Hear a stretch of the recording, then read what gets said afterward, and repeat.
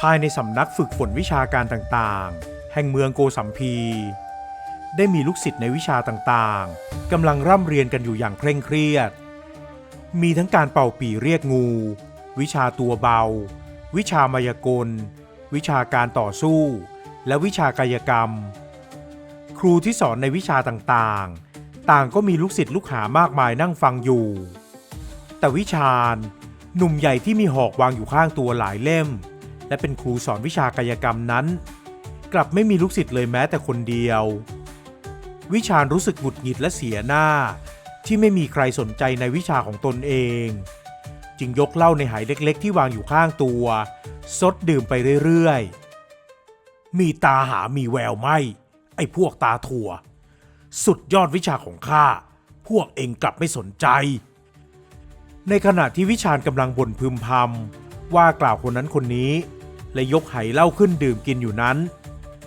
บรรดาครูหลายคนที่สอนวิชาต่างๆก็แอบเหลมองและต่างก็สายหัวในพฤติกรรมของวิชาญพวกเขารู้ว่าวิชาความรู้ของวิชานั้นดีไม่น้อยไปกว่าวิชาของพวกตนเลย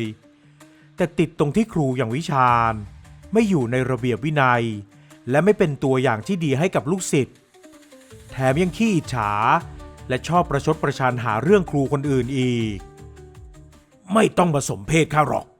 ข้ารู้ว่าพวกเองกำลังนินทาข้าอยู่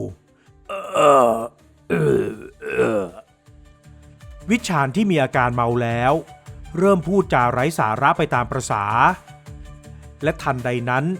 ที่ประตูสำนักก็ได้มีชายหนุ่มคนหนึ่งเดินเข้ามาพอวิชาญเห็นว่ามีเด็กหนุ่มเดินเข้ามาจึงรีบเก็บไหเหล้าและทำทีท่าให้ดูน่านับถือพร้อมกับพูดเชิญชวนให้เด็กหนุ่มคนนั้นมาเรียนกับตนเด็กหนุ่มคนนั้นมีชื่อว่าสารัตน์และเขาอยากจะมาเรียนวิชามายากลแต่ตรงหน้าครูที่สอนมายากลนั้นเต็มไปด้วยลูกศิษย์นั่งเรียนกันอยู่เขามองดูครูท่านอื่นๆก็เห็นว่ามีลูกศิษย์นั่งเรียนกันอยู่ทั้งนั้น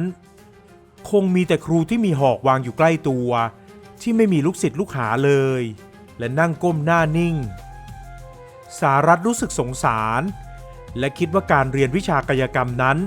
ก็ไม่น่าจะเสียหายอะไรท่านคือครูสอนกายกรรมใช่หรือไม่ใช่แล้วข้าสอนวิชากระโดดข้ามหอกจะสนใจไหมเล่าสารัตน์มองหอกข้างตัววิชาญอย่างกลัวเมื่อจินตนาการว่าเขาจะต้องกระโดดข้ามหอกยาวๆแหลมๆพวกนี้เขาก็รู้สึกหวาดเสียวแต่เพราะใจที่สงสารวิชาญที่ไม่มีลูกศิษย์เลยและรู้สึกท้าทายว่าถ้าทำได้ก็คงจะเก่งไม่น้อยเขาเลยตอบตกลงที่จะเรียนข้าสนใจท่านคิดค่าเล่าเรียนอย่างไรวิชาญดีใจมากที่มีสารัตน์เป็นลูกศิษย์คนแรกเพราะนับตั้งแต่ที่เขาเดินทางมาที่เมืองโกสัมพีและขอเข้ามาเป็นครูสอนวิชากายกรรมซึ่งก็ผ่านมานานนับปีแล้วเขายังไม่เคยมีใครมาขอเป็นลูกศิษย์เมื่อเด็กหนุ่มตรงหน้าเอ่ยปากอยากจะเรียนและถามค่าเล่าเรียนเขาเลยบอกว่าให้เรียนไปเลยโดยที่ไม่คิดค่าครูวิชาญบอกว่าจะสอนให้อย่างสุดความสามารถแต่มีข้อแม้ว่าเมื่อเรียนและทำได้แล้วจะต้องออกไปทำงานกับเขานั่นคือออกไปเล่นกายกรรมหาเงินด้วยกันซึ่งเด็กหนุ่มก็ยินดีเพราะเขานั้นยังไม่มีครอบครัวและการเดินทางออกหาเงินนั้นก็ไม่ได้เป็นปัญหาสำหรับเขาเลยเจ้าทำได้หรือไม่ตามที่ข้าบอกนี้ไม่มีปัญหาขอรับท่านอาจารย์ข้ายินดีเมื่อตกลงทุกอย่างกันเรียบร้อยแล้ววิชาญก็เริ่มสอนสารัตน์ด้วยความตั้งใจเขาสอนเทคนิคในการกระโดดข้ามหอกเพื่อไม่ให้เกิดอันตรายและสอนพลิกแพลงท่าทางเพื่อสร้างความตื่นเต้นความตื่นตาตื่นใจให้กับผู้ชมสารัตน์เองก็ตั้งใจเรียนเป็นอย่างดีและไม่กี่วันต่อมาเขาก็สามารถกระโดดข้ามหอกที่ปักไว้ได้1เล่มแม้จะหวาดเสียวกับปลายหอกที่ชูขึ้นและแหลมคมแต่สุดท้ายเขาก็ทำได้นับตั้งแต่นั้นมาสารัตน์ก็พยายามฝึกปรือการกระโดดข้ามหอกจนชำนาญเจ้าไม่ต้องรีบร้อนฝึกฝนดอกเจ้าจะต้องอยู่กับหอกไปอีกนานเลยข้าต้องกระโดดข้ามหอกกี่เล่มกันอาจารย์ ก็ทั้งหมดนี่แหละ5 เล่มฮะอะไรนะสารัตตกใจมากเพราะกว่าจะกระโดดข้ามหอก1 เล่มได้อย่างชำนาญนั้นเขาก็ฝึกปลืออยู่นานนับเดือนถ้าต้องกระโดดข้ามให้ได้ทั้ง5 เล่มที่ปักเรียงกันเขาคงต้องฝึกซ้อมไปอีกนานหลายเดือนเลยทีเดียวแต่วิชาญบอกกับเขาว่าไม่ต้องกังวลไปเพราะสารัตนั้นกระโดดข้ามได้1 เล่มแล้วการที่จะกระโดดข้ามเล่มที่2 3 และ 4นั้นไม่ยากเลยวิชาญยืนยันกับสารัตว่าจะใช้เวลาไม่นานแต่เล่มที่ยากที่สุดนั่นก็คือเล่มที่5ซึ่งก็เป็นจริงอย่างที่วิชาญบอกเพราะไม่กี่เดือนหลังจากนั้นสารัตก็สามารถกระโดดข้ามหอกเล่นกายกรรมผาดโผนได้อย่างสวยงามน่าดูชมมากวิชาญนั้นก็ดีใจมากที่เห็นลูกศิษย์ก้าวหน้าไปไกลเจ้ากระโดดข้ามหอก3 เล่มได้อย่างง่ายดายแล้วพวกเราออกแสดงกันได้แล้วล่ะคืนนั้นวิชาญได้ชักชวนลูกศิษย์ให้ดื่มเหล้าสารัตนั้นไม่ใช่นักดื่มและเขาเองก็ไม่ชอบดื่มเลยปฏิเสธไปแต่คอยนั่งอยู่เป็นเพื่อนและเป็นเพื่อนฟังที่ดีสารัตรู้สึกว่าอาจารย์ของเขาในตอนที่กำลังสอนการเล่นกายกรรมนั้นช่างเป็นอาจารย์ที่น่านับถือเป็นคนสุขุมฉลาดและดูมุ่งมั่นตั้งใจอีกทั้งยังใส่ใจลูกศิษย์ด้วยแม้จะมีพื้นฐานการเป็นคนขี้โม้อยู่บ้างแต่ก็ถือว่ารับได้เป็นนิสัยที่ไม่น่าเกลียดจนเกินไปแต่พอเล่าเข้าปากและเริ่มเมามายน้ำสุราก็เปลี่ยนครูบาอาจารย์ของเขาที่ดูสุขุมให้กลายเป็นคนขี้โม้หนักขึ้นและขี้อวดด้วยสารัตไม่ค่อยชอบใจกับสภาพของอาจารย์ตรงหน้าสักเท่าไหร่นักแต่เขาก็ไม่ได้พูดอะไรเมื่อวิชาญเมาได้ที่และหลับไปสารัตก็แบกวิชาญพาไปนอนและนั่งมองอยู่ไม่ไกลนักสุราเมรัยไม่เห็นจะดีเลยท่านดื่มทำไมกันนะท่านอาจารย์พอตกเช้าวิชาญตื่นขึ้นมาร่างกายของเขากลับไม่พร้อมที่จะออกเดินทางไปเล่นกายกรรมกับสารัตเลยต่อว่าเขาไปเล็กน้อยซึ่งวิชาญก็ยอมรับในคำตำหนิที่ลูกศิษย์ได้ว่ากล่าวสุดท้ายแล้ววันนั้นวิชาญก็ต้องนอนหลับพักผ่อนเพื่อให้พร้อมสำหรับการเดินทางในวันรุ่งขึ้นวันต่อมา